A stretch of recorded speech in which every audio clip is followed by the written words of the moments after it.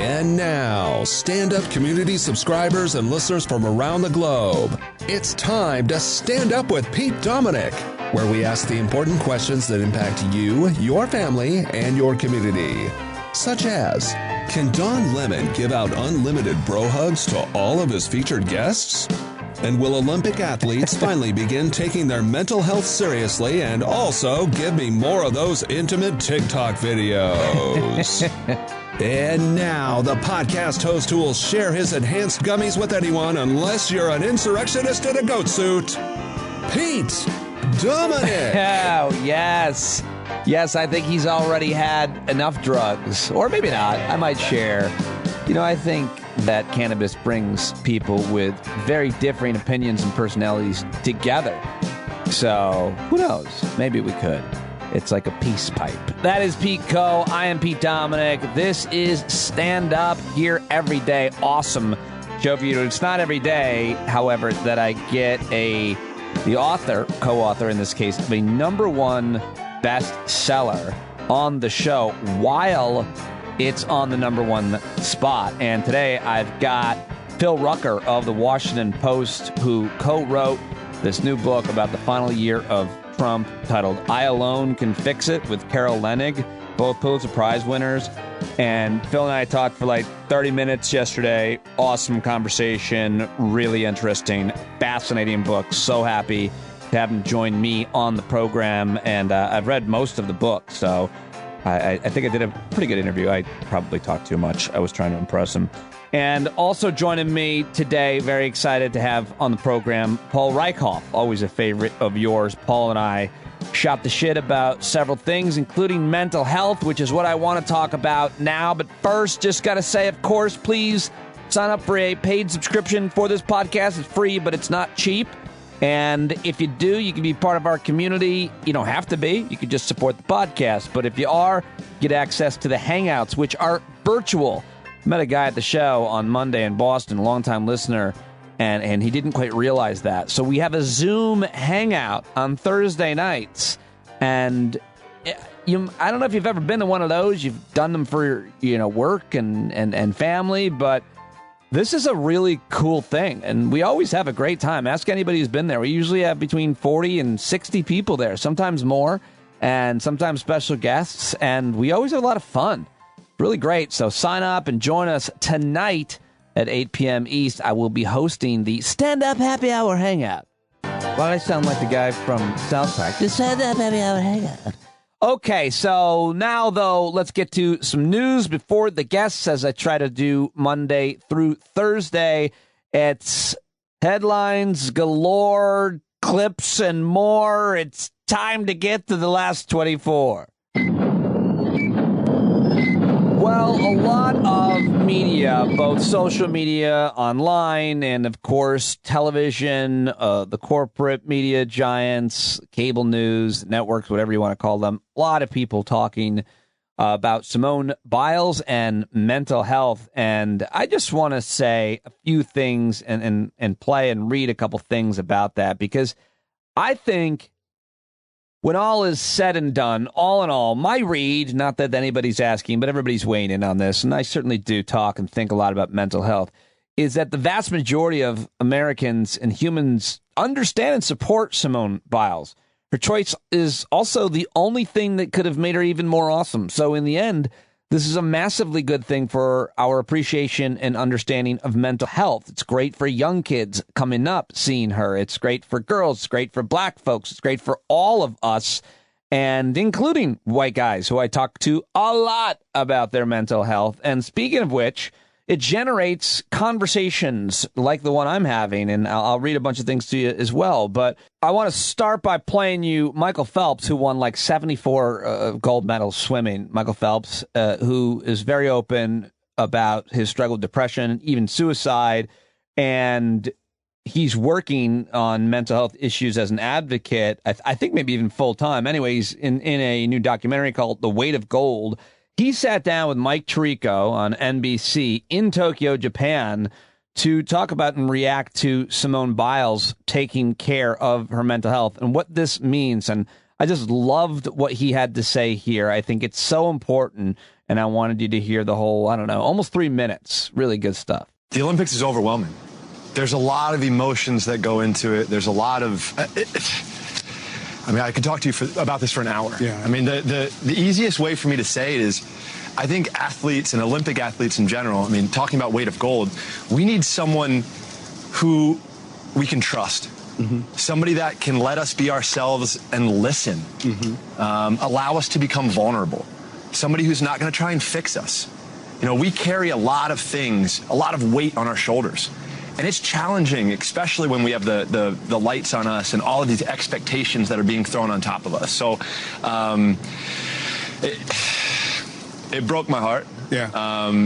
But also, if you look at it, mental health over the last 18 months is something that people are talking about. You've talked about it a lot with the pandemic when that came up, and your honesty about you dealing with your mental health. You have said, and you've made it public, hey, it's okay to not be okay. That's the phrase you have used, not just for you, but to help the people you can touch with your platform. We're humans, right? We're human beings. Nobody is perfect. So yes, it is okay to not be okay. It is okay to go through ups and downs and emotional roller coasters. You know, but I think the biggest thing is, we all need to ask for help sometimes, too, when we go through those times. You know, for me, I can say personally, it was something that very challenging. It was hard for me to ask for help. I felt like I was carrying, as Simone said, the weight of the world on your shoulders. So, yeah, it's a tough situation.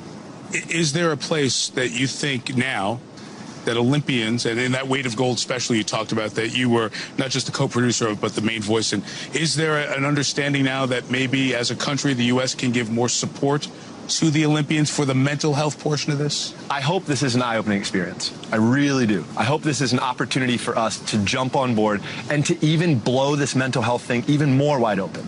It is so much bigger than we can ever imagine. Look, for me, when I started on this journey 5 years ago, I knew it was big. I knew it was going to be challenging. 5 years into it now, it's even bigger than I can comprehend. So this is something that's going to take a lot of time, a lot of hard work, and people that are willing to help. Your Michael Phelps Foundation is helping people learn how to swim for safety, but also making sure there's a balance to it also. And I'm going to tell you, I think that might be more your legacy than 23 golds and 28 medals. Thank you. And look, with the foundation, it's so important, especially to teach kids at a young age, to take control of their physical and mental health. You guys hear me talk about that so much. If we're not taking care of both, how are we ever expecting to be 100%? Well, I just thought that was fantastic. Outside of his pronunciation of especially, I thought that was just great. And I'm sorry for even commenting on that, but it really drove me to the edge, as a matter of fact. Maybe he shouldn't be a spokesman for mental health if he's going to continue to pronounce the word especially. That was really tough for me. And now I need to take a mental health break. That's great. And I absolutely think and want to be here to talk about mental health issues with all of you. I'm no therapist, but I love to have the conversation, host the conversation, be a part of the conversation, and, of course, share my struggles with you as I have. That's a part of this daily show that you're probably not getting with most similar kind of issue covering programs. So I'm always going to try to be transparent with you and talk about these issues as much as we can. And now let's go to another commentator. This is Jemele Hill. She was on MSNBC yesterday, also reacting to Simone Biles' withdrawal from the all-around competition and some of the criticism that has been levied against her. And like I said earlier, I think most people are really being supportive, and this is a great opportunity that folks are seeing. But, you know, there's always going to be a handful of assholes that are going to get too much attention. Jemele Hill had advice and comments about that and more. Simone Biles is extraordinary, and I think what we forget is what she has been through on a personal level. She's the only athlete who's competing, or only gymnast that's competing in these Olympics that was victimized by Larry Nassar. And the only reason that she decided to compete in this Olympics is because, you know, there's a new crop of gymnasts. I think she takes her responsibility as an ambassador very seriously. So to think that some part of that would not weigh in on her or weigh on her is really it's asking a lot. And so in addition to the fact that Simone Biles, essentially at this point in her career, the greatest gymnast ever. Don't at me, don't debate me. She is. And she has done things so extraordinary that they can't even really figure out how to score her. That's how good that she is. So to act as if Simone Biles owed us anything is crazy. This woman has given this sport everything. Even when the powers that be enabled somebody to violate her, she still gave it her all. So for people to question how mentally tough she is, I find that to be disgusting. Jemele Hill on MSNBC yesterday, she's on that segment actually with Paul Rieckhoff, was on with her, and he joins me today. We talked about mental health as well in that conversation, as we often do. Now, I just want to read a few other takes. There's the feminist take. Jessica Valenti is a writer and feminist I admire. I think she's really good. She tweeted, part of the reason men are piling on Simone Biles is that they hate seeing a woman prioritizing herself. They see her as public property instead of a person. It's also not a coincidence that the majority of high-profile men criticizing her are white. They hate that a black woman put herself first. And I thought that was an interesting take from Jessica Valenti. Also, just a few other rando takes. I don't know. I just copied and pasted these, and I am sorry I'm not attributing them to specific people on Twitter. Actually, this one was from Hoda Kotb of the Today Show. She wrote, Simone Biles already won. She's a class act. She withdrew from team competition after vault, stayed and cheered on her teammates, got them chalk for their hands, encouraged, hugged them. She already won. Congrats on the silver medal.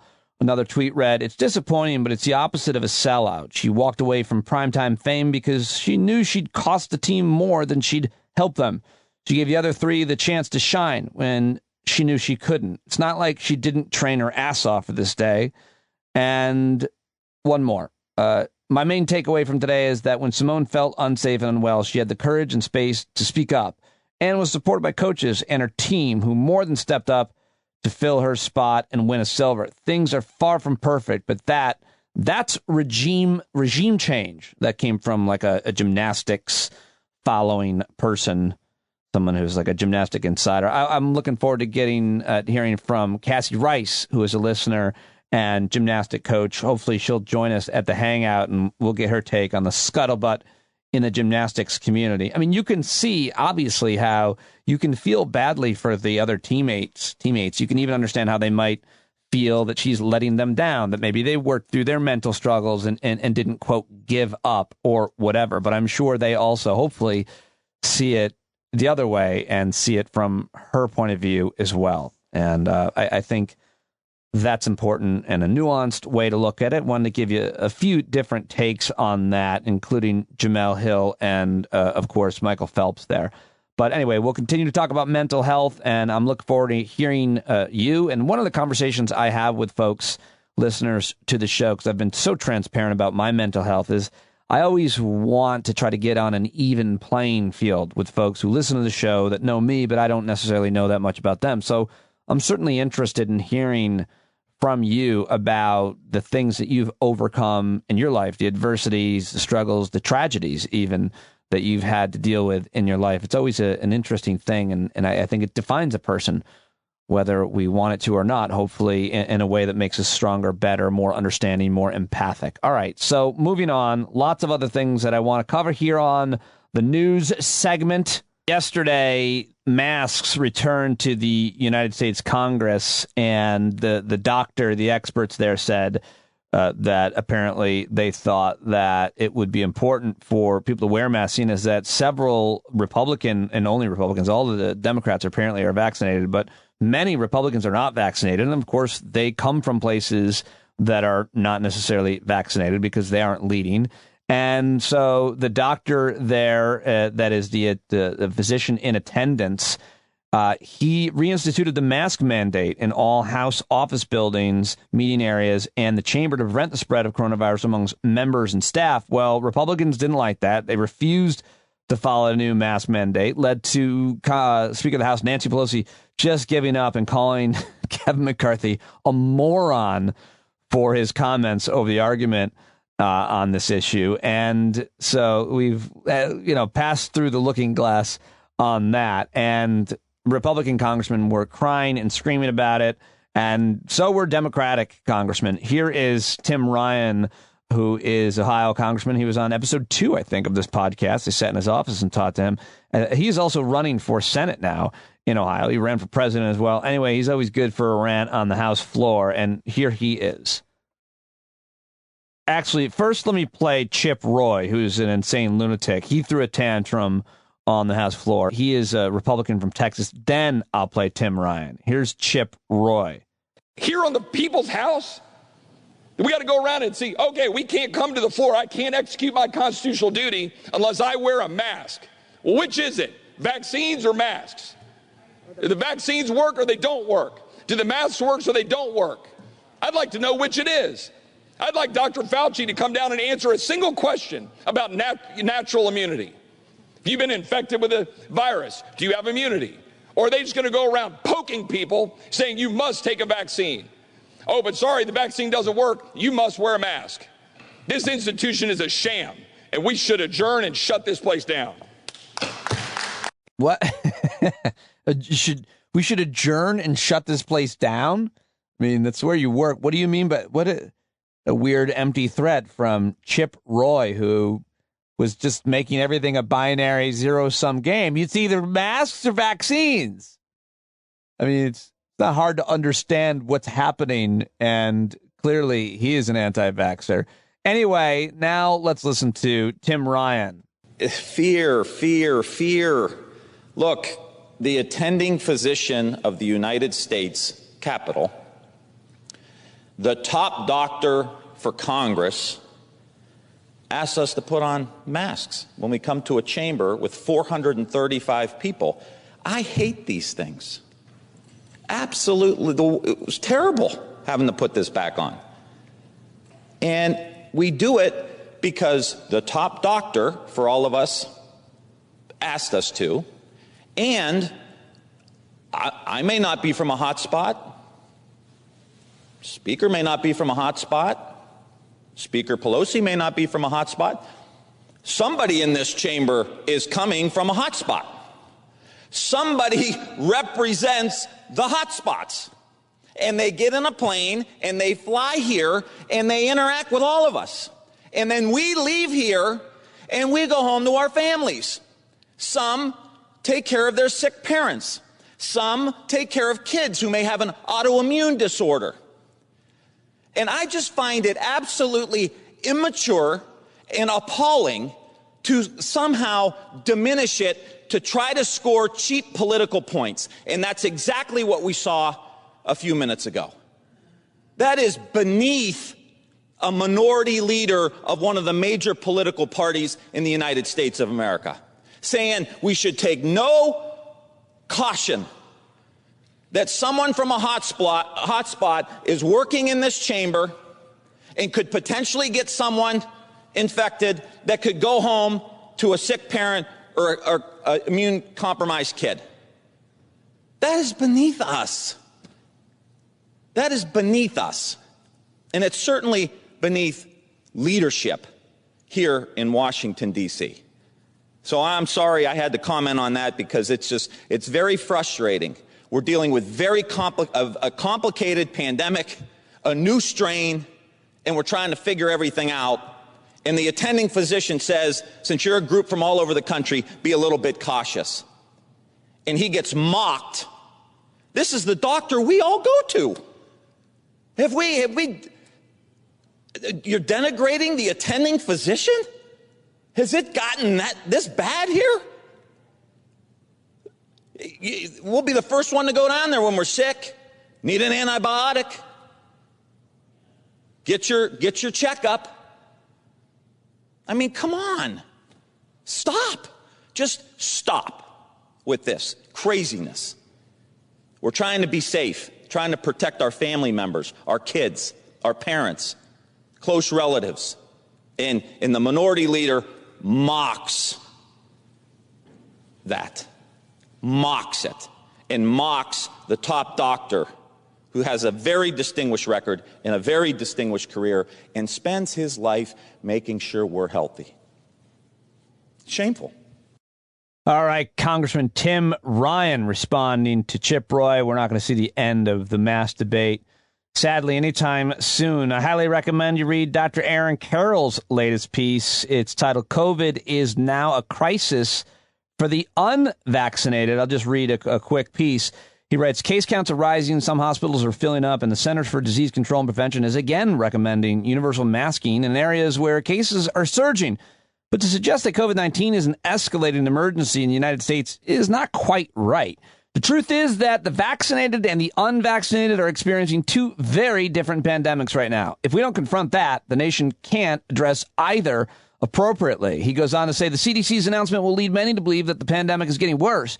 But if you and most of the people in your area are vaccinated, things are substantially better than they used to be. Hospitals are relatively clear of COVID-19. Few deaths are occurring. People may still be worried and some may be masking, but much of their panic is that the stuffy nose they woke up with may be COVID-19. He goes on.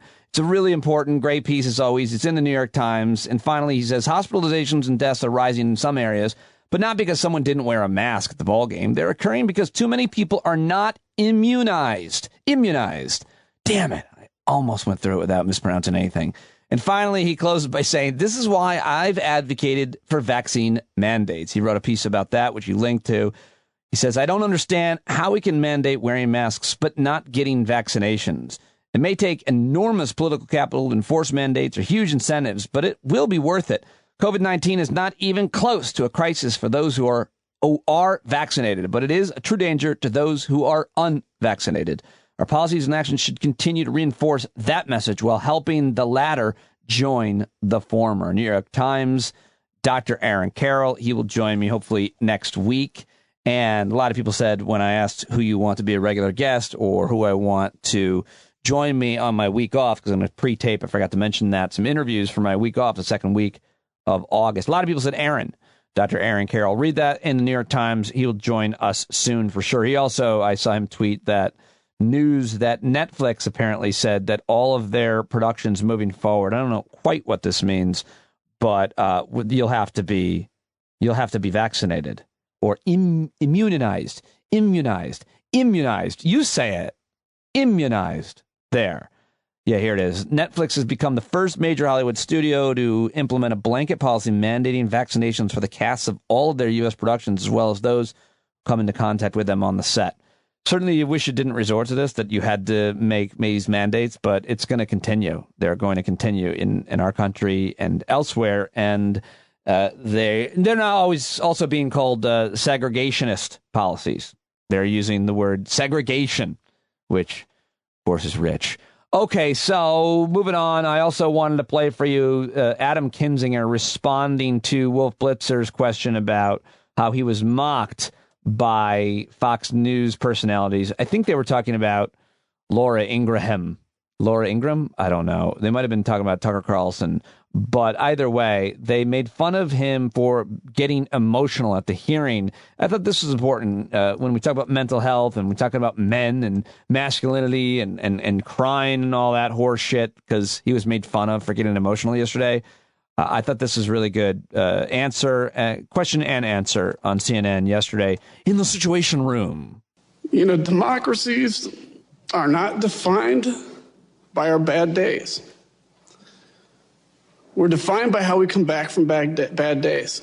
These personal accounts, obviously, from these police officers clearly had an impact on you, had an impact on me. I think everyone who was watching and hearing what they had to say. But it was really obnoxious and disgusting. One personality on Fox actually mocked you, calling those tears of yours a performance. How do you respond to that? Well, you know, that personality on that television show, I don't think has ever served in uniform a day in his life. I would argue that, you know, that is a very cold-hearted thing, or it's just simply driven on, you know, expanding your cold-hearted personality for ratings. I think, look, the reason that hit me so strongly, I was sitting there getting ready to ask my questions, and I realized, like, you know, it's important for people to see the humanity of these officers, but the brokenness individually. I've gotten to know Michael Fanone, as I mentioned, very well. It is important for them to hear and be remembered that they actually did win that day. It took a tragic human toll. I mean, hundreds of officers were injured, some seriously injured, and they won. And that's a reminder. Look, I'm a military guy. Military people and police officers kind of have a same, in essence, kind of shared brotherhood, if you will. And I looked at these tough people who are willing to show their vulnerability to 350 million Americans, which is not something that, police officers are usually excited to do. And they needed to be reminded of that. It caught me off guard, but I think it's important just to show people that these are human beings. And I think yesterday did a good job of showing the humanity of it outside of the cold political calculations that everybody takes every day out here. That Fox. Yeah, so have you noticed that a lot of CNN and MSNBC are going after Fox News commentary and segments? And, of course, Fox has always been going after them. But I don't know. Listen, I'm not going to sit here and tout cable news as a great place to get your information, but there certainly are some good reporters and commentators, and I like watching clips from time to time. Obviously, I participate in them. I'll be on MSNBC on Saturday night. But the idea that they're constantly talking about each other and as a way of content, I mean, I guess I'm doing a little bit of it too, so maybe I'm a hypocrite, but I'm trying not to talk too much about what other media is talking about. Well, it is important. I don't know what I'm trying to say, if this is a big deal or not, but it seems like there's a lot of just CNN clips going after Fox anchors or the other ways around. And I'm not sure how beneficial of an exercise or how much we're really learning from that, as satisfying as it can be to watch them dunking on each other. And one more thing I grabbed for you. This is a radio caller, a radio show, a clip from a radio show out in North Dakota. It's called The Jay Thomas Show. The guy's name is Jay Thomas, which is really weird. I thought there was an error. I was like, what? Jay Thomas, the legend, passed away. One of my old colleagues and mentors at Sirius XM. Anyway, this is the Jay Thomas radio show in North Dakota. Their senator is a Republican, of course, named Kevin Kramer. And a caller, he put him on with callers, which is always great.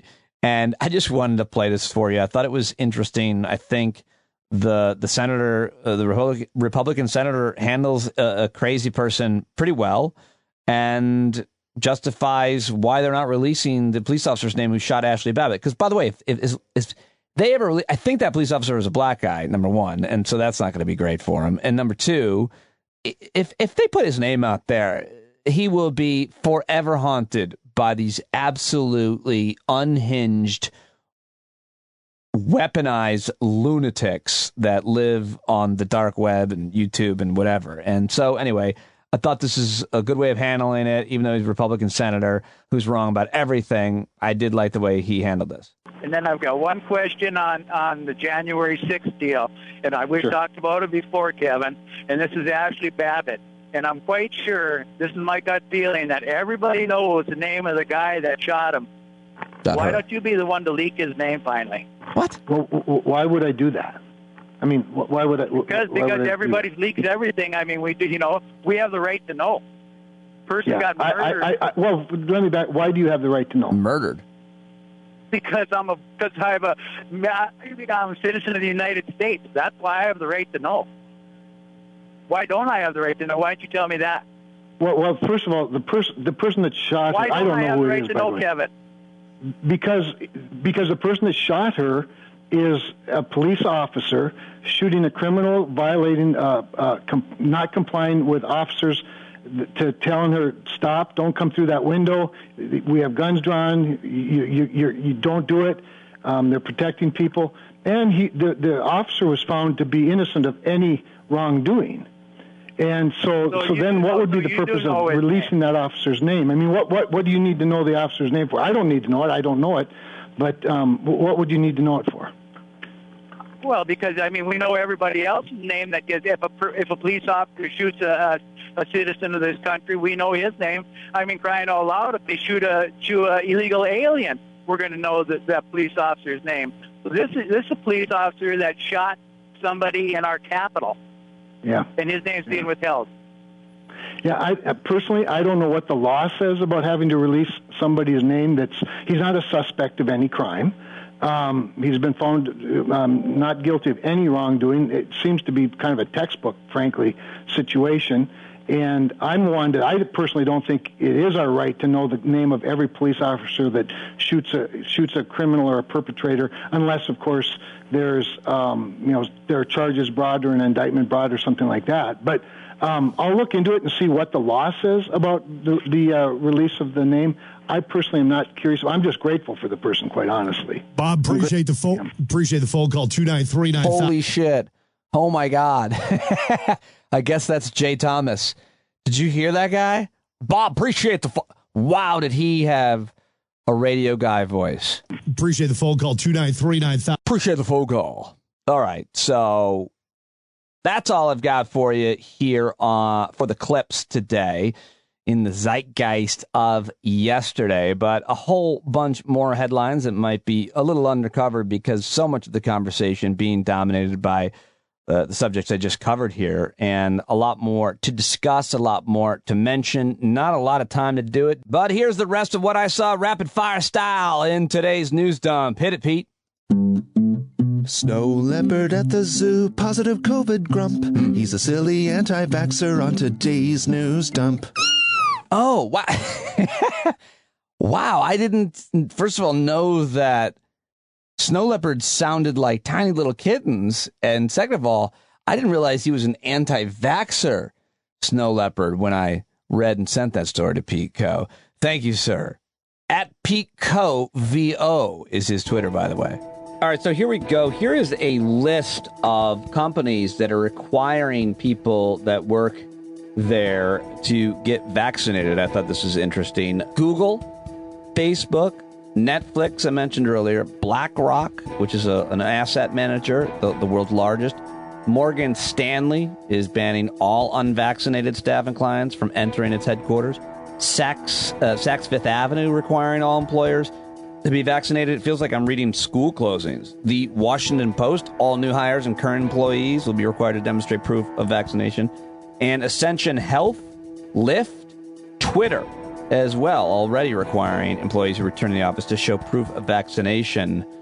But the Twitter on Wednesday took the additional step of closing its offices in New York and San Francisco completely and paused further office reopening. So, interesting list of companies that are requiring vaccinations. I'm hearing a lot about Australia all the time because I talk to David Campbell there every day, and he tells me that the news is Australia's biggest city is going to be locked down for another month. South Korea and Thailand reporting record numbers of new COVID cases as well. But Sydney, where Campbell lives, will remain in lockdown for another month. He tells me every day. Today he said it's another 4 weeks. And the state government announced that the lockdown of 5 million people would last at least till August 28th, after reporting on Wednesday 177 new infections in the latest 24-hour period. And what else can I tell you? Senators are voting to work on a $1 trillion infrastructure plan. The package passed a test vote, moving on to debate. So we'll see what happens with that. Some Republican senators spoke in favor of the plan, while others argued against doing anything that would clear the way for Biden's wider $3.5 billion human infrastructure plan, which would expand social services. So I thought that was interesting to mention. We'll see what happens and following that very closely. Here's CNN Business reporting that new car inventories are going to be strained for months by a global semiconductor shortage and supply chain disruptions. They're not expected to begin recovering until September, but that's earlier than I thought, or that I'd heard and read. But they're going to remain below their pre-pandemic levels through next year. Oh, wait, I should have kept reading. This is according to Goldman Sachs. Here is some good news for anybody who takes insulin. It's the U.S. regulators, I think it's the FDA, is now allowing, it'll make it easier to get a cheaper near copy of brand name insulin at the drugstore. Wednesday's move by the FDA will allow pharmacists to automatically substitute the cheaper version, just as they do with generic pills for other kinds of drugs. So offering major relief to folks who need to take insulin every day. That's a major, major story. Here's an interesting story I wanted to share with you. A woman is unaware that she had a $39 million lottery ticket in her purse for weeks. Lottery officials say a woman in Germany carried a winning ticket in her purse for weeks without realizing it was worth about 33 million euros, $39 million. The 45-year-old woman was the sole winner of the June 9th lotto, having correctly guessed 7 fields on a German lotto ticket. When asked for her response, she said, "Und Skyfen und ich liebe und Skyfen." No, I don't know what she said. Sorry. Terrifying language. A birthday gift for a boy, a Palestinian boy, came from an Israeli woman, and so I wanted to share this. An Israeli woman has donated a kidney that ended up going to a 3-year-old boy from the Gaza Strip. She was turning 50. She had chosen that she wanted to give one of her kidneys to a stranger. The kindergarten teacher from northern Israel, a proud Israeli, hoped her choice would set an example of generosity in a land of perpetual conflict. And that is a happy story to end today's news dump on. And I want to now tell you about a new app that is sponsoring the show. And I'm really excited about it because I'm using this app, and it's legitimately, seriously helpful in helping you manage your finances and save money as well. Because how many subscription services are you paying for each month? You've got your Netflix, your TV, you've got your email list, you've got all kinds of stuff. I mean, I have tons of them. Do you even know?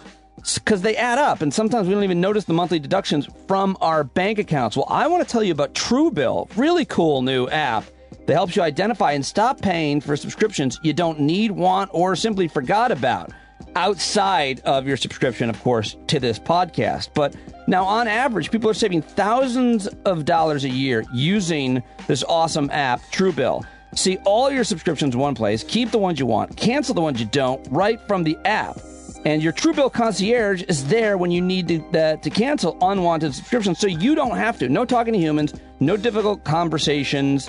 And I love them. And I'm already saving money. I did not realize how many things I'd signed up for, and my wife was none too happy. But I've done this kind of thing my entire life. So start canceling your unused subscriptions at Truebill.com/standup. Go right now, Truebill.com/standup. It could save you thousands of dollars a year. Over 80% of people have subscriptions they've forgotten about. You're probably one of them. Free trials that renew without your consent. It can cost you hundreds of dollars. That is really... Oh, that shit is so frustrating. So 40% of people recently said they're overwhelmed by the number of subscriptions they pay for. Another 60% probably forgot they subscribed in the first place. So if you're not sure how to take control of your subscriptions, go to Truebill, Truebill.com/standup right now. And now it's time to get to my first guest, who is joining me for the first time. He is senior Washington correspondent at the Washington Post. He's led its coverage of President Trump, its administration as White House bureau chief. He and a team of Post reporters won the Pulitzer Prize and George Polk Award for their reporting on Russia's interference in the 2016 presidential election. In 2021, the White House Correspondents Association honored him with an award for overall excellence in White House coverage. He joined the Washington Post in 2005, previously covered Congress, the Obama White House, and the 2012 and 2016 presidential campaigns. You also see him a lot on TV on NBC News and MSNBC. He graduated from Yale with a degree in history, and now he is the proud co-author of a New York Times #1 bestseller. And I get to talk to him while it's #1, and really excited. I had an awesome conversation with Phil Rucker, who is on Twitter at Philip Rucker. If you let him know that you heard him here, that would be huge. The co-author of the New York Times bestseller, I Alone Can Fix It. Ladies and gentlemen, I now present you with my conversation with Phil Rucker. All right, I've just told you all about he and his co-author and the book. I'm very excited to have Phil Rucker. Phil, I know you have done all the networks at this point. The book is #1, but I'm sure you're probably pretty nervous to talk to me. So I want to calm your nerves. It's going to be fine. No, don't be too worried. Thank you, Pete. I'm looking forward to it. I think we'll have a good conversation. I've read almost the entire book. I've got it all dog-eared. I've got a lot of questions for you. I love that. But I did want to start. I thought it might be interesting because you actually have done a ton of interviews with your co-author, without, and I, this book is already getting obviously the attention it deserves. Lots of headlines, but there's so much in here, and I wondered, because you've done so many interviews, if there's anything that you might want to talk about that you feel like hasn't been given enough attention. If not, I'll go right to something I think. Well, I'm happy to jump right in with what you thought was most interesting. I will just point out that, there are a couple of things that have gotten a ton of attention about the book, including General Mark Milley, the chairman of the Joint Chiefs of Staff. But if you read through the book, there's actually a lot of new detail about other figures that we haven't heard about in the news quite as much, including the Attorney General Bill Barr, including some really interesting conversations with Chris Christie, the former New Jersey governor, other figures like that. So there's just a wealth of material in the book. If you've been watching the news, don't assume that you know everything that's in the book, because a lot of it hasn't come out yet. Yeah, and it's got to be interesting for you guys and everybody who put a lot into this book to see what does get the biggest headlines. I'm sure you anticipate certain things, but then what doesn't necessarily. But the thing I think that's most important, how do you say, about the last year, which this book is about, of Trump's presidency, is the way it starts with COVID. And for me, I guess I was most interested in those details, which hadn't been as widely reported, generally speaking. And so that's really something I'd love to start talking with you about, the beginning of the book, the beginning of the year 2020. Yeah, let's go. So one of the issues I thought was really insane that I read, and I haven't heard anybody say anything about this, and because I talk healthcare a lot with a lot of experts, that we knew that the administration was rushing and putting pressure on the regulatory agencies to approve certain treatments, certain drugs, and of course a vaccine. But on page 88 of your new book, you've got Mark Meadows, the chief of staff, saying the media is showing all these people being cured from these therapies, even zinc. We should approve all of these products that the media say work. Now, he's talking, I should have said, to the Secretary of Health, Alex Azar. I underline that, Bill, because I wanted to throw up when I heard that. The media says these therapies work. That's not how America or any civilized country approves of a drug therapy. That was shocking to me. Yeah, it just speaks to how, first of all, how ill-equipped people like Mark Meadows were to handle a health crisis of this magnitude. I mean, he has no experience in executive branch of government, let alone any kind of scientific or medical expertise. But they were making a lot of decisions around the pandemic based on the president's political fortunes. The guiding light for the White House and for the president himself day to day in the COVID response was November 3rd, Election Day. What can he do? What decisions can he make in any given moment that will help him the most in his reelection quest? And Mark Meadows, the White House chief of staff, was front and center in guiding that ship towards the election. And so he was making a lot of decisions with the medical experts, thinking about the election, how to position Trump, how to build the optics, how to convince the American people that the virus is not as bad or as contagious or as lethal as it really was, all with the reelection in mind. Part of the story of the Trump administration is how underqualified so many people were that were in the most important roles in the country. And I would argue that Meadows had no business being even a congressman, somebody could argue, much less the chief of staff to the president of the United States. Tell me a little bit more, though, about the relationship between Meadows and Trump in that final year as they navigated COVID. I mean, Meadows was, his fourth chief of staff? Yeah, Meadows was the fourth chief of staff, by far the most political of them all and the biggest enabler of them all. He did not see his job as trying to restrain Trump's impulses or guiding Trump in what to do. Rather, he thought he was a yes man. He was there to execute what the president wanted done, whatever Trump's wishes were. And it had deadly consequences in the year 2020, not only because of COVID, but, the handling of race relations, Trump's actions and his words really exacerbated those tensions in the wake of George Floyd's death. And then, of course, with the election and the aftermath of the election and sowing doubt among tens of millions of Americans about the legitimacy of what had been a free and fair election. Yeah. So he was his yes man. I mean, he was his most loyal, certainly chief of staff. You think about Mulvaney or John Kelly or Reince Priebus even, but it was Mark Meadows who, in that final year, basically did whatever he was told and twisted the arms of so many, including cabinet secretaries like Alex Azar. Yeah, I think that's right. And we saw Meadows intervene aggressively with real hostility against some of the scientific figures, including Dr. Francis Collins, who was the head of the National Institutes of Health, a rather apolitical person who's been in that job for a long, long time, works very closely with Dr. Fauci, who we all know, of course, from television. But, Meadows would call and berate Dr. Collins and say, why is Fauci saying that on television? He's making Trump look bad. I mean, Meadows was really the enforcer and the enabler of Trump's political agenda in the reelection campaign, not necessarily the leader and manager of the federal government in response to a lethal pandemic.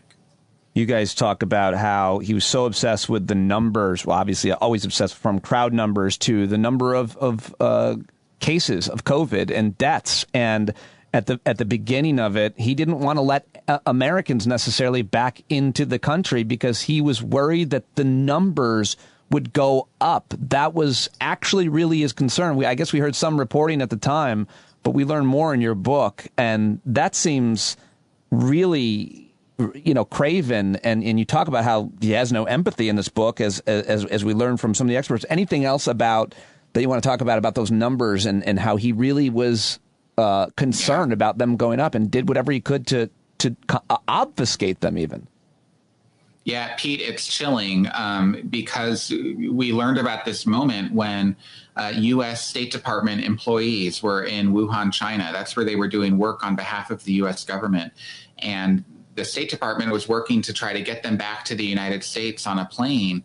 And when the Deputy Secretary of State briefed Trump on this plan, they thought it would be sort of a pro forma thing, just letting him know, FYI, we're bringing back our State Department workers. Trump said, don't bring them back here. They can't come back to the U.S.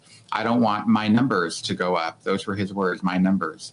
He, of course, was referring to the case count, the number of COVID infections in the United States at the time, which was pretty low because we were early in the pandemic. And he was worried that bringing people back from Wuhan, they might test positive and therefore the numbers would go up and Trump would look bad and his reelection could be jeopardized. And so he wanted to have them housed, offshore, basically, away from the United States. They, of course, did return to the United States, but the fact that the president wouldn't have the backs of U.S. government workers who were serving our country abroad, wouldn't protect them and let them back into the country, or was disinclined to let them back into the country, I think speaks volumes about what his priorities were in navigating COVID. And the priority, of course, was his reelection and his political popularity. Another outrageous thing I haven't heard anybody really talking about, but when you actually read the book, you learn these things.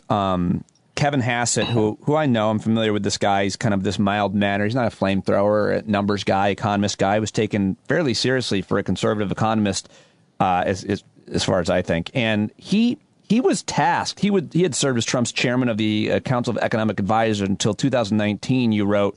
And he returned to the White House, I'm not sure exactly when this is, but early in 2020, with a special assignment to work with a small team, you guys write, and quietly build an econometric model to show far fewer fatalities. This is, again, something I underlined in your book with red ink because I was outraged. That's how I use it. I was outraged when I read the sentence because that's the idea with science, with research, is you don't have a predetermined outcome for horrible things. You just study the numbers and then you decide what the outcome is. You can look at a range of outcomes. You can have different studies, but they had an agenda to build an economic model to show fewer fatalities. Phil, that is outrageous, and Hassett and anybody involved with such a task should be embarrassed and ashamed. Yeah. Well, first of all, I bet by the time you finish the book, your red ink will be running dry.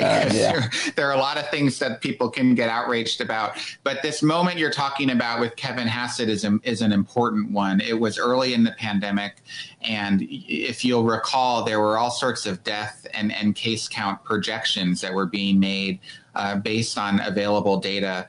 One of the most prominent projection models was from the University of Washington, and it was cited all through the media. Well, Trump thought, and his aides thought, those numbers were too high, that too many deaths were being predicted in the U.S., and he wanted some data to augment, to back up the rhetoric he was giving out to the American people, which was that the virus is not as deadly as it really is. Don't worry, it's not going to get that many people. Not that many people are going to die. He wanted that happy talk, and he wanted happy numbers to go along with the happy talk. And so in comes Kevin Hassett, the economist, political appointee, and his job was effectively in this moment to create a data model that would take in infection data and death data from around the country and somehow predict that fewer people would die from COVID than really did. And those were the numbers that helped guide the Trump administration's thinking.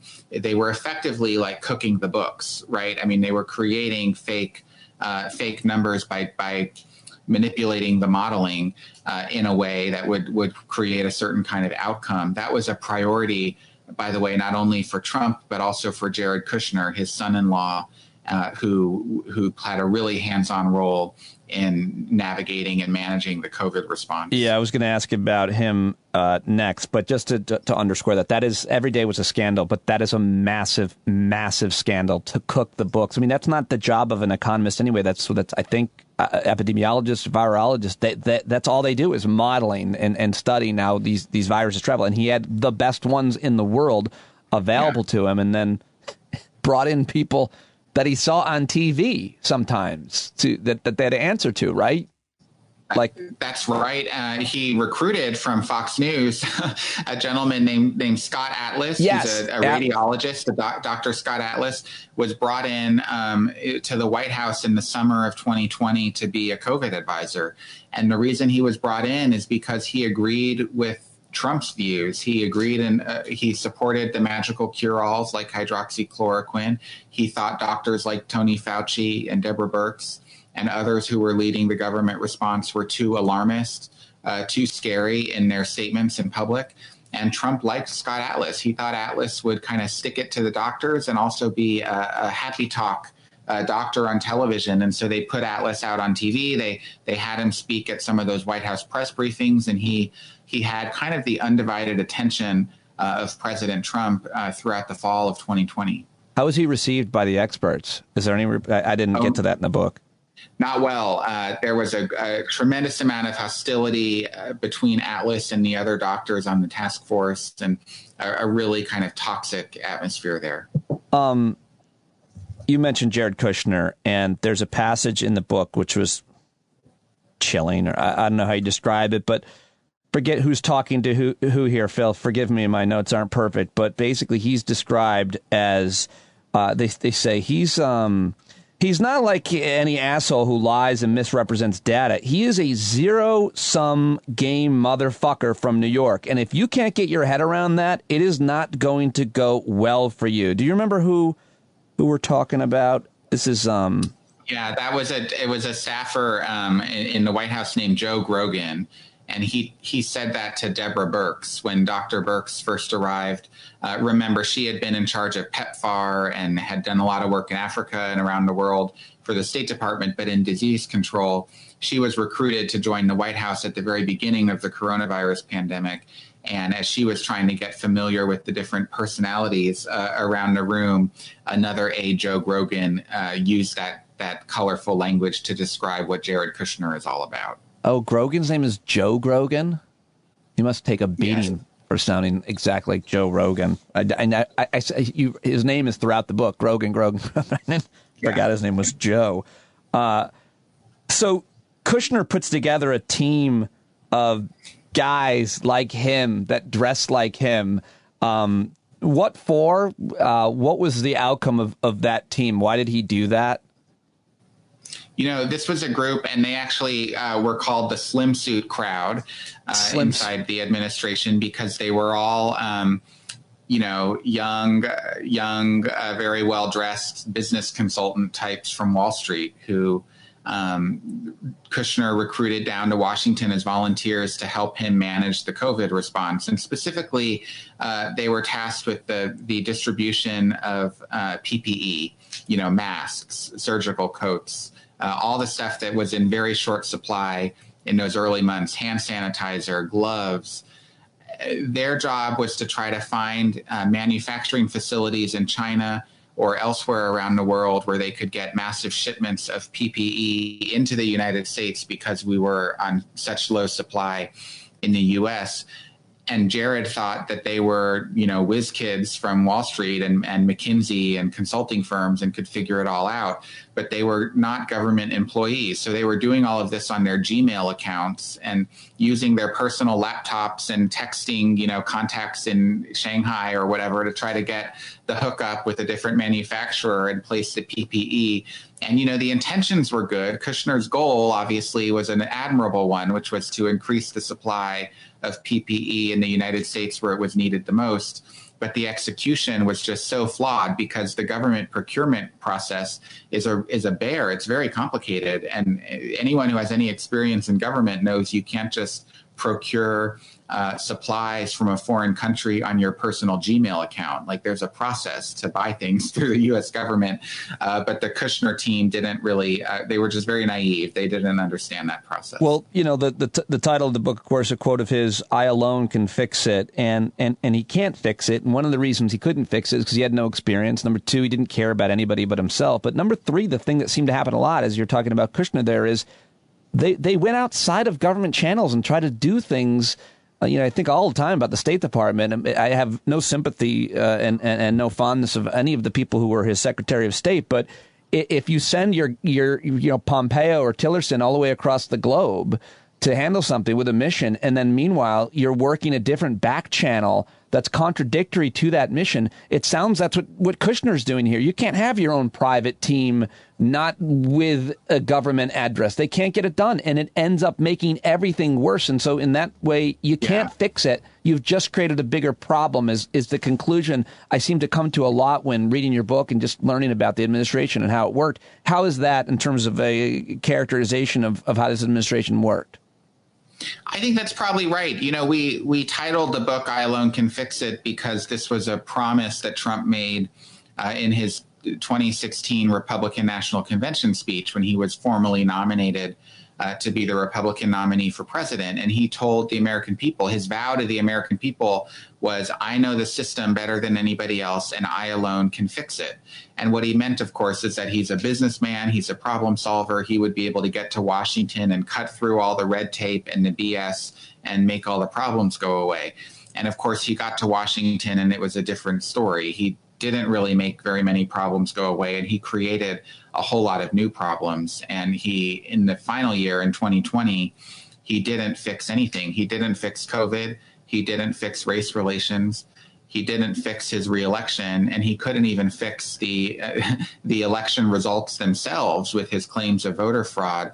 And so it just felt to us like a pretty fitting title to use his own promise to voters and his own words almost as a mirror onto himself, and then evaluate whether he achieved what he set out to do. And the answer is no. Yeah.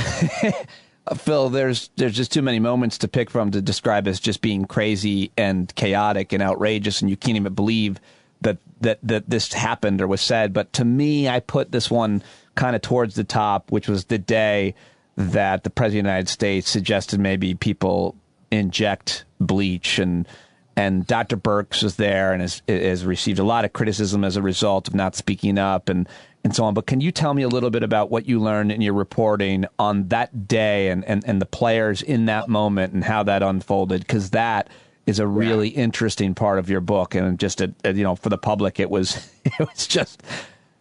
terrifying, just terrifying. Even people in the administration, I think you're right, were worried, God forbid, someone actually does this. Yeah. So first of all, I have vivid memories of that day because I was in the press briefing room that day. Oh, watching it live. I mean, I was in the chair and just couldn't believe what I was seeing. And I actually asked Trump a question after that comment, because remember, he was advocating for the injection of bleach, but he was also saying, you know, the studies show that if you go outside in the heat and stand in the sun, the virus will, you know, go away. You'll like cleanse yourself from the virus by being in the sun, which is kind of preposterous, because at the same time, by the way, COVID cases were spiking in Miami, where there's a lot of heat and sun. Yeah. Anyhow, I asked him some questions about that and pushed him on it, and he got a little hot with me, and we had a combative back and forth. But anyhow, the bleach moment, what we reported in going back and interviewing people who were a part of that day, is that was never supposed to be part of the presentation in the Oval Office, but there was a scientist from the Department of Homeland Security who had done sort of a non-conclusive study about surface area spread and how light can affect the virus and disinfectants and so forth, and presented it at the task force meeting with the doctors. And someone in the meeting thought it was kind of interesting and figured, oh, Trump might want to hear this himself. So they brought the scientist up to the Oval Office to give the same little briefing to Trump, and he became so interested in it, and he was preparing to come out to his daily press conference, that he said, hey, come on out with me to the press conference and you can share your report to the press, give them the same briefing. And the scientists thought, great, sure, I'm going to go out there. And as they're waiting backstage before coming out for the press conference, he sees Dr. Deborah Birx back there queued up to come out in front of the cameras. And she says, what are you doing here? And he said, oh, you know, the president invited me to give my briefing at the press conference. And Birx is thinking, this may not go well, but let's see. And sure enough, he gives his presentation, and there's nothing factually wrong about his presentation, but it's not conclusive science. It was not ready to be presented to the public yet. And then Trump, of course, interpreted it the way he does, in a very imprecise way, and talked about the injection of bleach. And we all remember what he said that day. That was a video that went viral very quickly. And Birx is just sitting in her chair and doesn't know what to do. And it was like, she told other people afterwards it was an out-of-body experience, and she wasn't sure whether to leap up from her chair and correct the record or let it go, or hope that Trump would realize he had made a mistake and correct himself, which of course he did not. And then as soon as the briefing was over, Birx went on a tear in the West Wing and started yelling at people. Why did you let that guy come out to the briefing? Why did you give this information to the president? This is a catastrophe, on and on and on. And you're correct about the fears that people would actually do what he said, because there were hotlines. The government and the Maryland state government, for example, had one of these hotlines where people could call in with any sort of household disinfectant emergencies, bleach emergencies, and some people did, in fact, try it. I know I've only got a minute or two left here with you, and I wanted to ask you about Insurrection Day. And as we're watching now, the Select Committee get going, there's a lot to talk about with there, but I know a lot of people have asked you this, and but I had to. On the day, you have this great reporting on the day, and Mike Pence being ushered out, and the way he told his Secret Service detail leader, I'm not going. They wanted to put him in the car and get him out of there, and he said, well, I know you can kind of quote it, but he basically said, I'm not getting in that car because I don't know. I trust you, but I don't know who's driving that car. And a lot of people, serious people, have asked you guys this question, which is maybe Trump's whole plea that day was just to, let whatever unfold. And if it gets dangerous, of course, they're going to whisk the vice president away. And, then maybe if he doesn't get back, they can't certify the election. That somehow this was a spoken, planned conspiracy. Do you have any reporting that says that Trump or anybody in his Secret Service detail planned to get Pence out of there so that he couldn't return to certify the election? What happened there? That's a leap that we don't have the reporting to support. That's not to say that there wasn't that thought among some people in the Secret Service leadership or something the president was thinking about. But our reporting does not show that there was a conspiracy at work. Rather, what our reporting shows and reveals for the first time is that Pence refused to get into the armored vehicle because he feared the Secret Service would drive him away, not because of a conspiracy necessarily, but because they would want him to flee for his safety. They would want to remove him from the Capitol, which at the time was under siege. And Pence refused. He wouldn't get in the car. He said, if I get in that car, you're going to take me away. I don't trust you to keep me here, and I'm not leaving this building. I have a job to do upstairs. That's to certify the election. That's my constitutional duty, and I'm going to stay here until it's certified. And so he stayed, and the Secret Service protected him in this subterranean, safe space below the Capitol. But there were real fears on the part of the vice president and some of those who worked on his staff that the Secret Service intended to drive him away from Washington, perhaps to Andrews Air Force Base, perhaps, as one staffer suggested, to fly him to Alaska or somewhere, outside of town. And that, in turn, would have prevented him from being able to fulfill his duty. Bill, last quick question. The investigations into 1-6, you as a reporter, you cover as much as you can. And like you just said, you don't have reporting to back some ideas, questions up. What question or questions do you have as a reporter about what you think this investigation, any investigation should want to uncover about the insurrection, the planning, the fact that Trump just sat there all day and watched TV and didn't do his job? What question do you hope that they get to? My co-author Carol and I did a lot of investigative reporting for this book around January 6th. But unlike the members of Congress who are a part of this committee, we don't have the power to subpoena any witness to talk to us or to subpoena records, written, phone, electronic records. So I would hope that in the course of this commission investigation that they use that subpoena power to answer some really critical questions. And one of them is, what kind of knowledge, if any, did Trump or those around him have about the degree to which the violence that occurred on the 6th had been orchestrated and planned ahead of time? Certainly, Trump played a huge role in drawing people to Washington and promoting the rally on January 6th and staging the rally and figuring out what the speakers would be saying at that rally. But what we don't have a lot of visibility into is whether he understood that violence could happen, whether that's because he knew people were bringing weapons with them, or there were plans being concocted on some social media sites, or that there was chatter out there on Twitter and Facebook and Reddit and elsewhere about the violence that could occur at the Capitol. I would just love to know what Trump's knowledge of all of that was before he stepped out onto the stage at the Ellipse to rally and many would say instigate his supporters to go to the Capitol. Congratulations to you and Carol on the book and on your career covering Trump. You've covered a lot of politics and a lot of presidents, but I'm sure it hasn't been easy. But more importantly, I'm sure there have been a lot of threats. And by that standpoint, it must be really scary as well. So we really appreciate the work that you guys have done. And thank you very much. Congratulations. And thank you so much for slumming it with me on the podcast. Thank you. It was a privilege to talk to you, so I appreciate it. Oh, how kind is he? A privilege to talk to me. Very nice. Don't I get the big guests, the good guests every day? Almost every day I get 2 of them, and today is no exception to that. Please go tweet him. That would be huge if you said, I really enjoyed your conversation. Thanks for doing stand up. He's at Philip Rucker. And also tweet and follow my next guest, ladies and gentlemen. It's the host of Independent Americans, the president of Righteous Media, the former president and co-founder of Iraq and Afghanistan Veterans of America. He is a good friend of mine. Always love when he joins me on the show. We talk everything from parenting to politics to veterans issues to mental health and so much more. Today was no exception. Another great conversation with the great Paul Rieckhoff that takes off right now.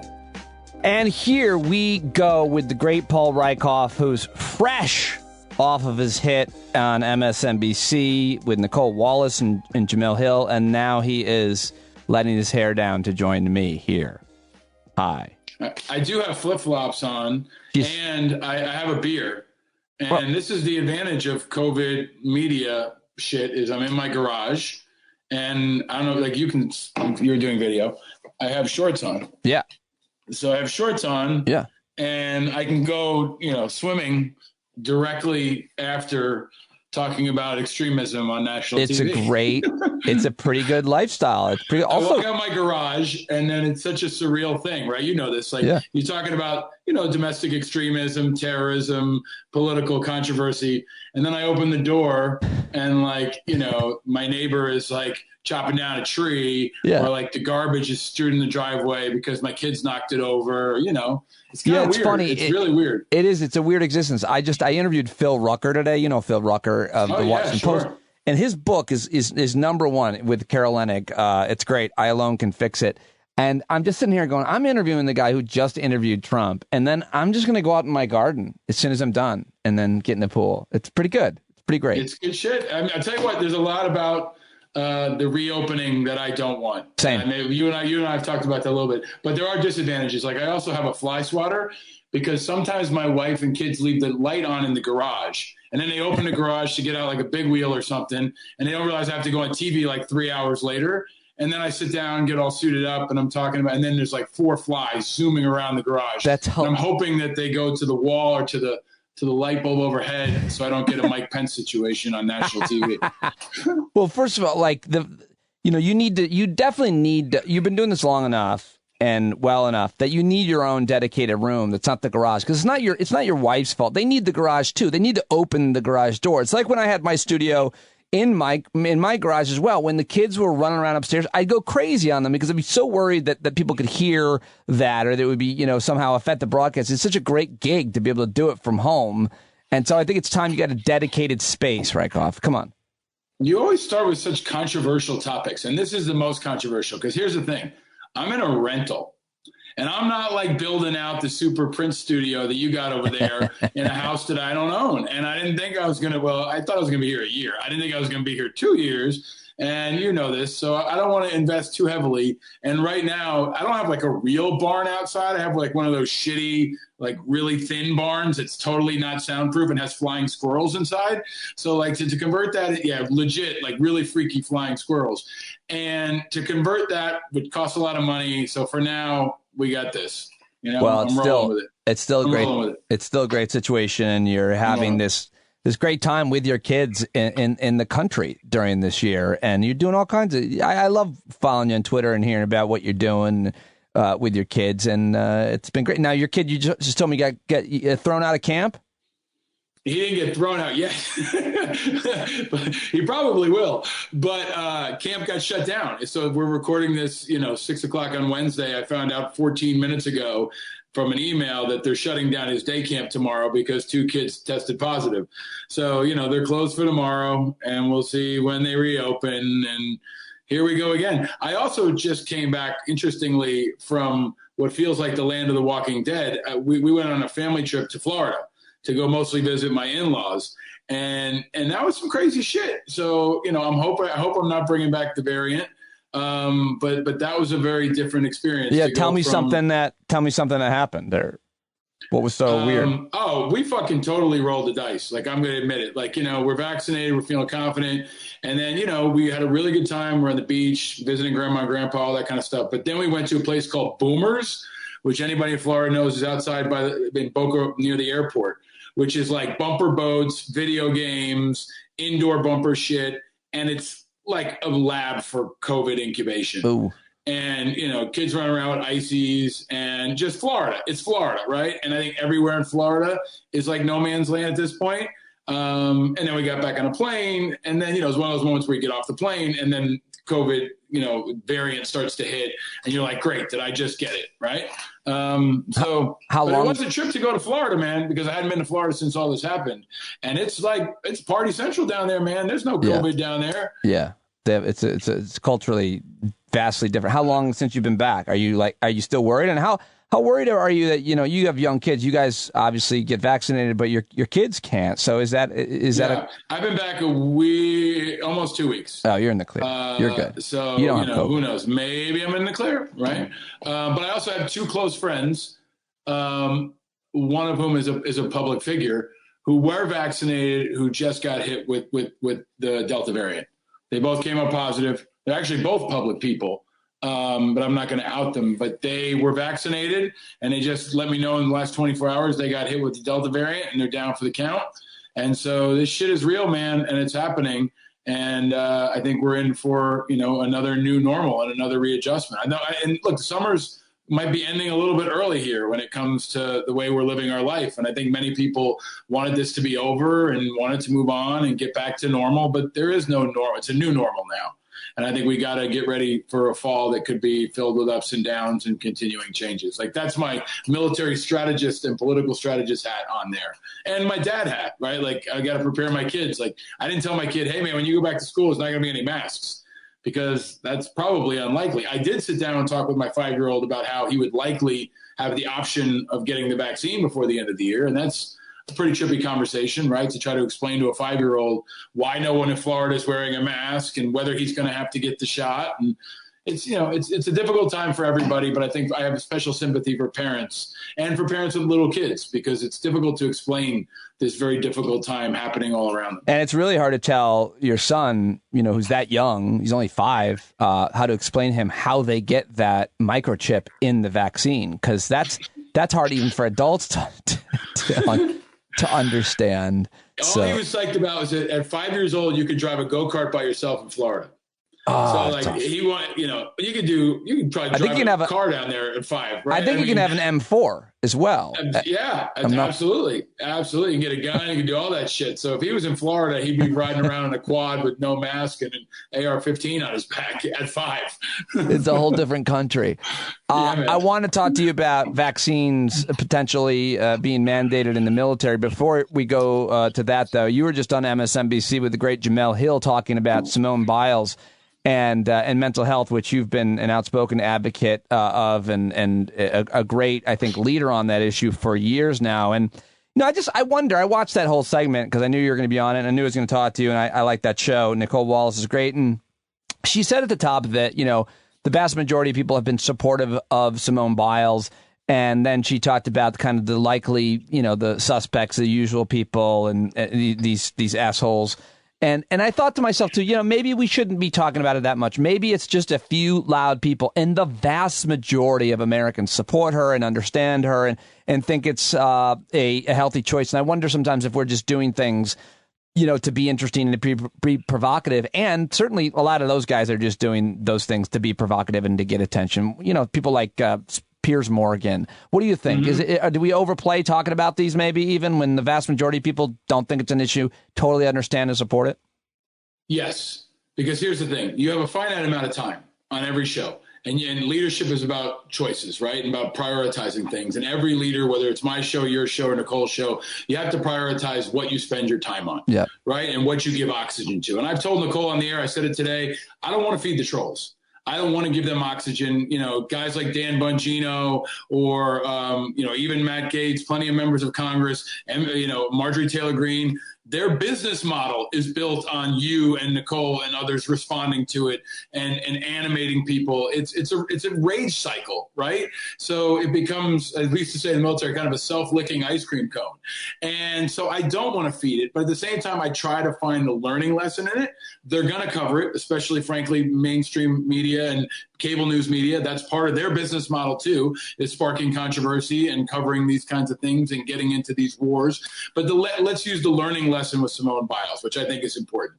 There is a strategy in parts of the right wing and right wing media and extremism to animate the base around attacking, especially Black people. Right? They went after Officer Dunn. They went after Simone Biles. They went after LeBron James. Like, nobody's going after Michael Phelps today.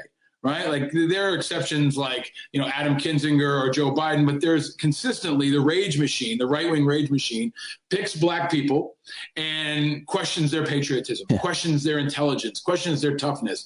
And I said Simone Biles is more of a patriot than most members of Congress. She's a badass. She's an inspiration. And most importantly, she's setting an example, because what she does is fly upside down at a high rate of speed. If you're not quite there, you're paralyzed. Right? So what if a Navy SEAL came forward and said, I'm going on a mission to get bin Laden, and I know I have to do a halo jump, and I'm not sure I'm okay. I'm going to go anyway. No, they tap him on the shoulder and go, you're out of this mission. Somebody else is going in because you're going to compromise yourself, the mission, the team.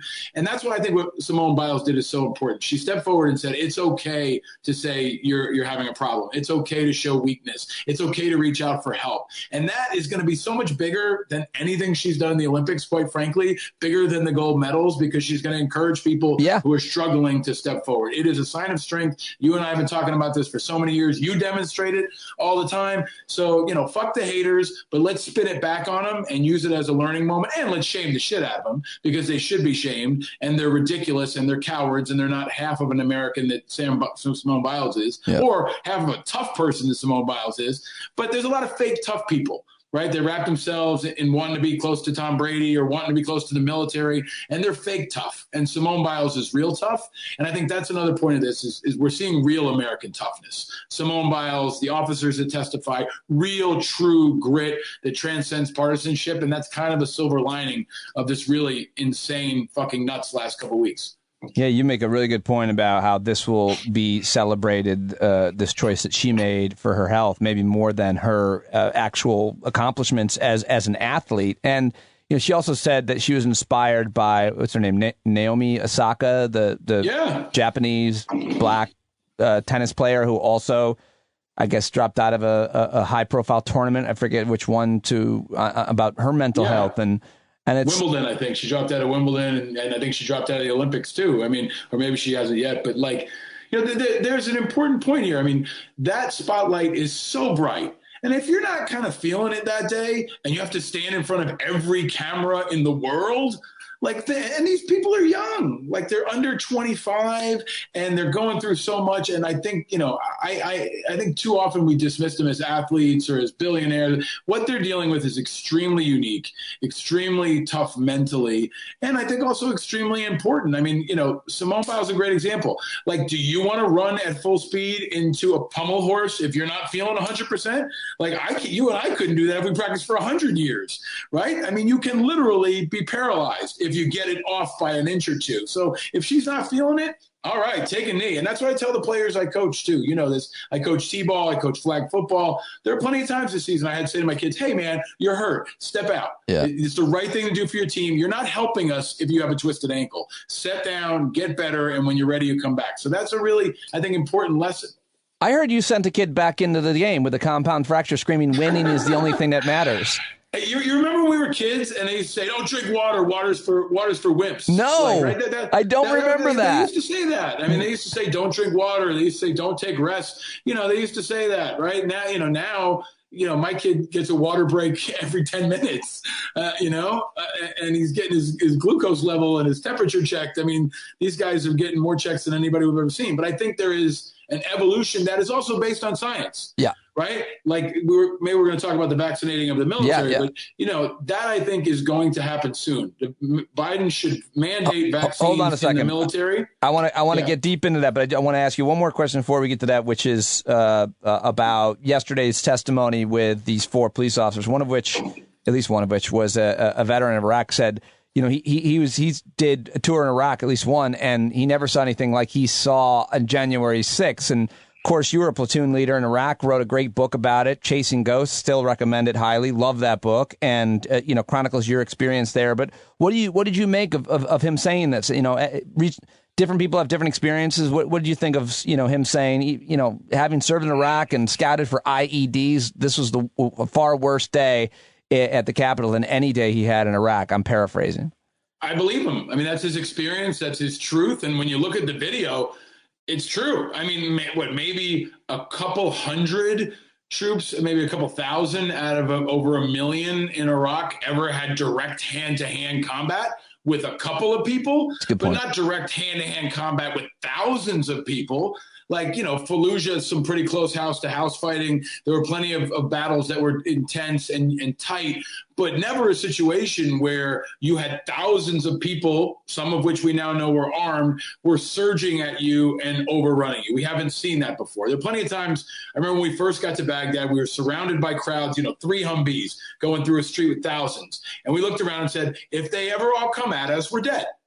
They never all came at us, but they all came at them. And that underscores, I think, the perilous nature of it. It was combat. It was defense of their unit, of our country. It was true heroism. I think they all should be getting medals of valor. And I also think it's important to understand that they're getting attacked now, too. And people need to understand, either you're with us or against us. Either you're with America or you're with our enemies. And the people who attacked these cops, who many of whom are veterans, were traitors.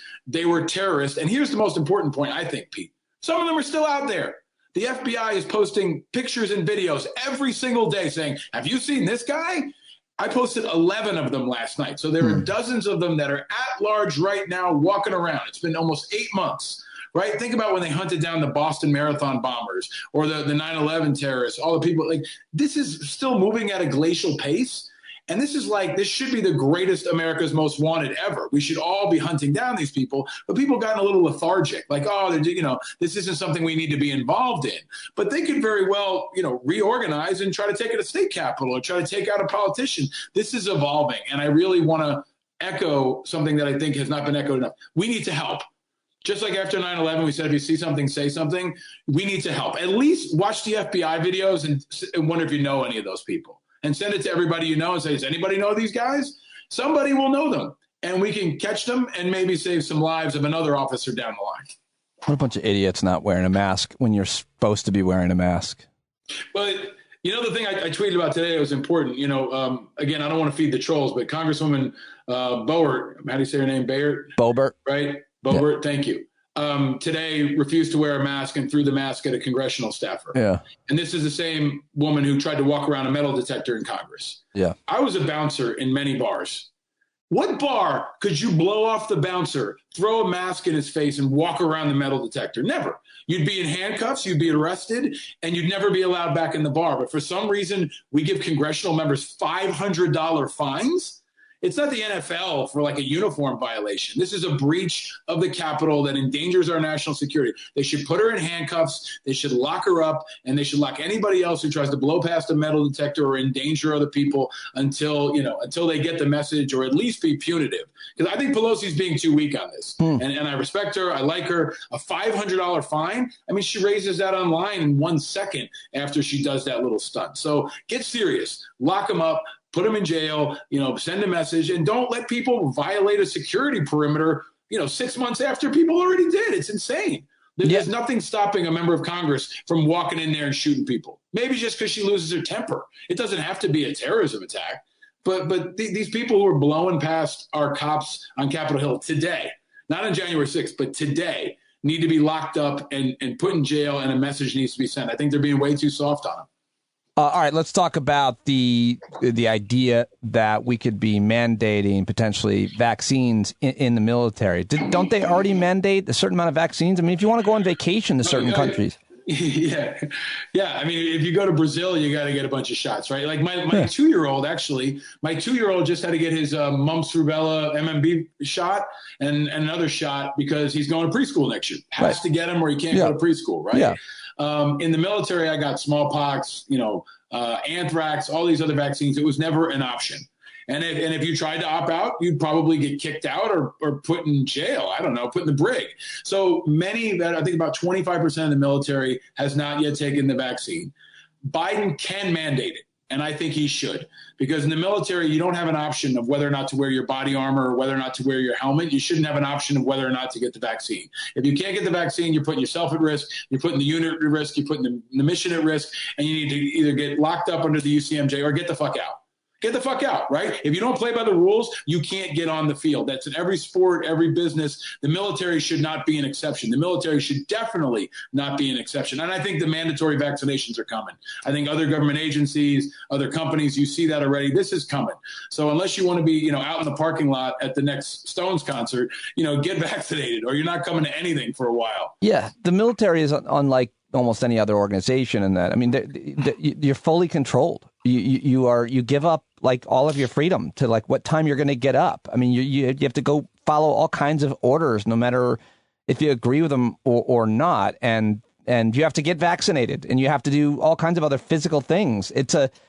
I'm surprised that it's not already mandated in the military. I heard, you were on that piece on MSNBC earlier as well that I think you shared folks should watch. And one of the statistics, I think they said a third of those serving are not vaccinated. I was pretty surprised by it. It's a problem, and I think it's a leadership failure. I think the Secretary of Defense has gone too soft. I think the President has gone too soft. What if one unit is on a secret mission and they come down with COVID and it gets canceled, right? Or we saw what happened on the Roosevelt, the aircraft carrier, where they had to pull the aircraft carrier back from sea to get people treated, right? We had a change of command. There was a ton of controversy. The military is not a place where things are optional. If you want optional things, you go to Hampshire College. You don't go to the Marine Corps, right? Like that's the life you choose, and it's what you sign up for. And I'll tell you what, maybe it'll help us weed out some people who aren't team players. If you're not willing to take the vaccine, I don't want you in my fucking platoon. I don't want you in my unit because you're going to get me sick. You'll get other people sick. And who knows what else you're going to do, right? Maybe it's a character test. And if that's what we need to get some people out, fine. But I think it's coming. I wouldn't be surprised if it came in the next week or two because now the winds are behind us. And I think the conversation is better understood. Yeah, I was thinking as you're talking about don't ask, don't tell, and how the argument used to be against gays serving openly in the military. Well, it could hurt unit cohesion. Right. And I was like, we've come a long way from that and from other silly arguments. But what hurts unit cohesion? One guy getting COVID when you're sleeping with all the other guys in the barracks or anywhere else. I mean, COVID really. Nobody wants COVID in a combat, in a firefight. I mean, it's preposterous. Think about a helicopter or, a Bradley fighting vehicle and Johnny's in there sneezing on you. I mean, we all used to share cigarettes and dip and everything else. But here's another thing I want to flag for you and for your listeners and viewers. The California National Guard is now mandated, and this is how it's going to start. State level governors, Newsom is the first, is saying that the California National Guard, because he has a state level control over the National Guard. I think that's what you're going to see first. And then maybe you'll see select units, pilots or others who are uniquely, need to be protected. But I think it's coming. And if the federal government won't step up, then I think the state governments that can in places like New York and California and others are going to. And you'll see places like Alabama and Mississippi fight it. And then hopefully the Secretary of Defense will come in and Bigfoot it and say, hey, look, you can make people who are fat lose weight in the military. Okay. Like if you don't pass a physical fitness test, they kick you out. Right. But if you don't take the vaccine, they're OK with that. It's just total hypocrisy. It's bullshit. And I think it's the Democrats being weak, frankly. They need to step it up and get serious across the board. They need to get more serious about national security. They need to get more serious about the threat, whether it's a congresswoman trying to bring a gun into the Capitol or it's a bunch of Marines who don't want to take the vaccine because they're listening to Tucker Carlson. Well, that's what I'm wondering about. Like if they are mandated by the president or the Secretary of Defense mandates that you have to get vaccinated if you're on active duty. The backlash, I always think about the backlash that'll happen in the media because media is what, the tail that wags the dog of the Republican congressman. They don't, nobody does anything without asking for, including Trump, without asking Tucker Carlson or Sean Hannity first. Matter of fact, they come up with a narrative and then politicians often just parrot that. So if they do end up mandating vaccines, you're going to see those guys screaming about our, I don't know what they're going to come up with, but. Here's also what you're going to see, Pete. You're going to see most people in the military fucking take it. They're going to take it. They're going to whine about quitting, and then they're going to go, the wife's going to come over to them and go, well, how the fuck are we going to pay our bills if you quit the Army, right? Like, where are we going to get health insurance? Yeah. When you and your fucking, crusade with Tucker Carlson, like practicality kicks in. They all said, like, plenty of people said they were going to leave when we let gays openly serve or when we let trans people serve. Nobody left. Nobody left the military, in part because they're contractually obligated, but also because it just wasn't that big of a deal in the end. It wasn't a sword they wanted to fall on. And like you said, even if a few did or do, good. You didn't want them there to begin with. It's good. I mean, it's not, it's not quite Darwinism, but it's sharpening the sword of our military. We're supposed to have the best and the brightest. If you don't understand that vaccines are helpful, get the fuck out, right? Because I don't know how you're going to load an M4 or deal with like a complex weapon system if you don't understand vaccines work. Like, get out. Go. You're not even going to get a job at McDonald's because they're probably going to make you take some too. So where are you going to work? Where are you going to work? I don't know. You could go work for Sean Hannity. That's who also took it, and they won't let you in the building at Fox News. At some point, that's coming soon. There's no way they're going to let you on set with Sean Hannity and like 25 people in a closed room if you haven't taken the vaccine, right? Before we let you go, let's talk about on Twitter. You referred to me as Stalin. I thought that was too far. Thought you went too far. What were we fighting about? I said I don't think anybody should have $1 billion. Fight me. Oh yeah, like look. So okay. Here's you said people shouldn't have $1 billion. Nobody should have $1 billion. No, not one. How much should they have, comrade? What's the number, comrade? Well, our economic system is stupid. Is it 950 million? No, it's not even. No. How much? No, I don't know what the number should be, but it shouldn't be. It shouldn't be $1 billion. So what should it be? It certainly shouldn't be in the hundreds of millions. It should probably not even be in wealth. What's the number? It doesn't matter. Surely it matters. You said nobody should be fine. Okay, you picked the number. You said $1 billion. $10 million. Yeah. You know what will happen then? Then there'll be a lot of open seats on cable news. Right? No, there wouldn't be, because you can have you can and you do have far more equitable economic systems now and throughout human history, and ours is preposterous. The idea that who wants to live in a society where one person has that much wealth? It is clearly the sign. I am all for taxing the wealthy. I am all for making people pay more. I am all for finding ways to ensure that people and corporations contribute. I am not in favor of Pete Dominic, Comrade Dominic, setting a number and saying, you, whoever you are, my pillow guy, right? You may not earn more than $999,999. I'm not saying I don't have I don't have an answer, an economic mechanism that prevents people from acquiring that wealth outside of massive taxes. But I just think it's a sign of a grotesque society or community or group of people that one person has everything while so many other people have nothing. I think that's true. And Jeff Bezos, if you just took Jeff Bezos, like, that guy is the richest guy in the world, and it's because of Amazon. And he could spread that wealth to he's got more money in the console of his Land Rover than most of his employees make in a year. He could be giving all of them that money. He doesn't deserve it. They do. Whether or not he deserves it, he doesn't. No one does. Well, that's a nobody does. I don't know if nobody. Does Mother Teresa deserve to be a billionaire? No, she mainly treated Catholics. Okay. No. Okay. I don't know. I just will tell you this. Like, yes, they can give back more. Everybody can give back more, right? But I am also more concerned about how little a lot of people make than how much a couple of people make, right? I would rather focus on lifting up the bottom than capping the top. Well, right? Do both. Easy. Okay, I think that's great. So I don't know what we're calling it. Sandwich economics. We're gonna have to come up with a new Rieckhoff Dominic term here. But I still, even though that was a fun debate, I still love you, and I'm happy to see your studio is looking even more princely. And like, now you're dressing to match the studio. Yes, you look happy. Yes, feeling good. Tell me, is there any update with the war with the neighbor next door with the signs? No update. I don't want to bum you out, but I just want to know, when you step outside, is somebody going to be waiting for you? No, they won. I did you not? They won. I had to take down a part of my shed outside, the lean-to.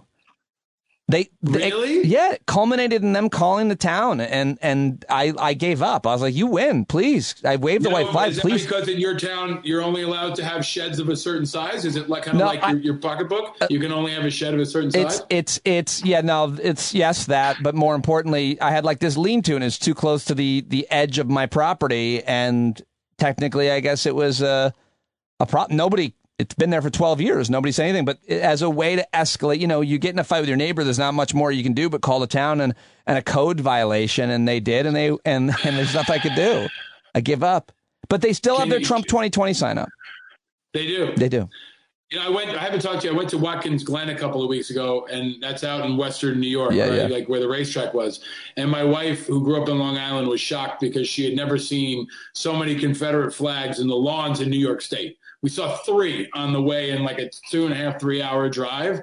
But we also saw some really crazy shit, like full Halloween like displays of like Trump with a knife cutting Biden's head off. Like the people were getting really creative out in the country in New York in like a horrifying level.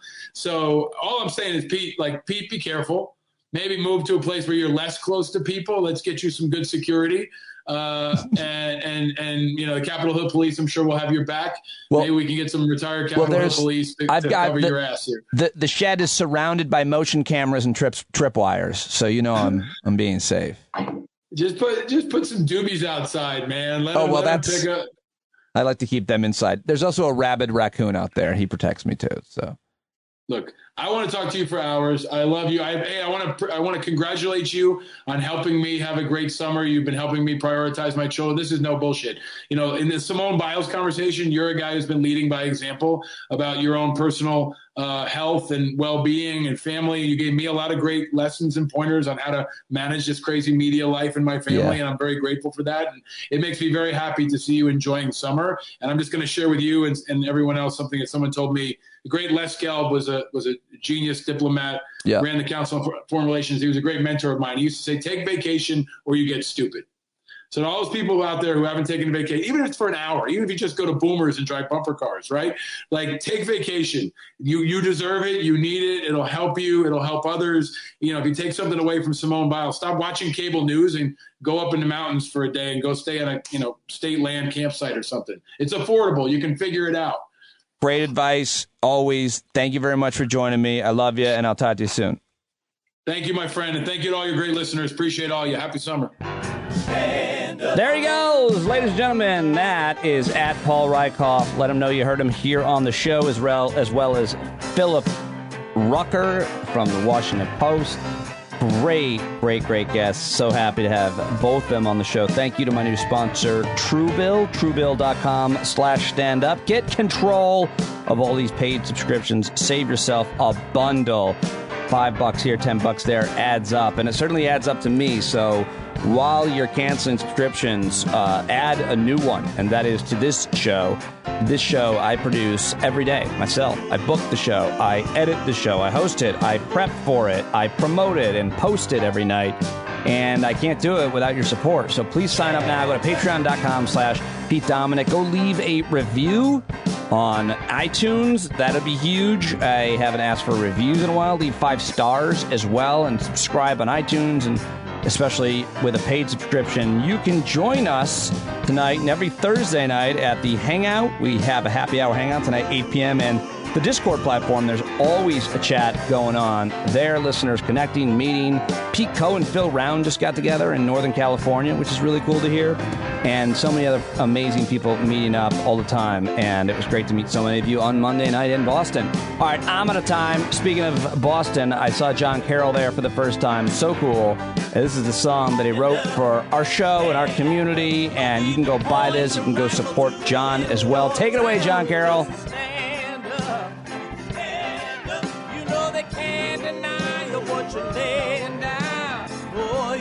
Stand up, show your face of every color, yellow, black, red, and brown. She's the place where every lost child will finally be found. There's only one thing to do before we stand our ground, and that's stand up, stand up. Well, the founding fathers saw a land for all. They had to stand up, they had to stand up. They had a keen imagination for a crystal ball, drawing all the plans of stand up. But all they had to go on was the time they were in, with other causes for laws, and since they weren't even sin, they knew that change was gonna come before the change could begin. They had to stand up. All right, they had to stand up.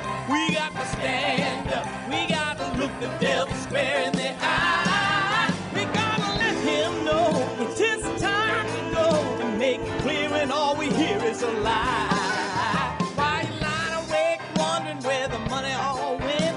It'll be the cost of freedom that'll go unspent. see them flee the scene of that experiment. If you stand up, all right, we got to speak up, we got to reach up and raise your voice in every way you know how. Don't be toes up, you got to show up. Ain't no better time to do it but now. No need to pledge allegiance to no wanton tribe. Rise up, show obedience to the voice inside, and listen well and it'll tell you not to run and hide. It says stand up.